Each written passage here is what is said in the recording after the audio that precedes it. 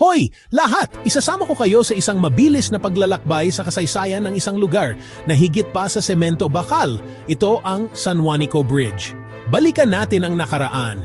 Hindi laging nariyan ang San Juanico Bridge. Pagharap sa hindi mahuhula ang tubig pagsasagwan sa maliliit na bangka, paggawa ng mahabang detour sa paglalakad. Pinangarap ng mga tao ng isang bagay na mas mahusay, magkokonekta sa mga pamilya, tutulong sa mga magsasaka na dalhin ang kanilang ani sa palengke, magpapadali sa buhay ng lahat.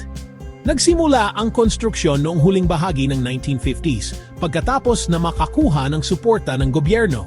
Hindi lang mga inhinyero, mga politiko, kundi ang mga lokal na residente. Nagdala ng merienda at tubig para sa mga manggagawa, tumulong maglipat ng materyales, nagpalakpakan lang sa gilid araw-araw. Ito ay naging simbolo ng pagkakaisa. Noong unang bahagi ng 1960s, natapos ang tulay, ang pagbubukas, isang malaking pagdiriwang.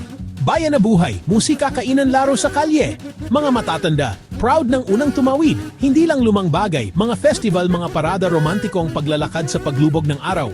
Backdrop para sa mga litrato, mga alaala. Nakita nito ang mga baha, mga bagyo at nanatiling matatag.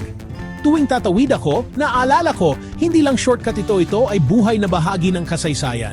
Paalala araw-araw, katatagan, pagmamalaki, pagkakaisa. Isipin, mga henerasyon bago tayo nangangarap ng koneksyon, bumuo gamit sariling mga kamay, nagtiwala na magkasama.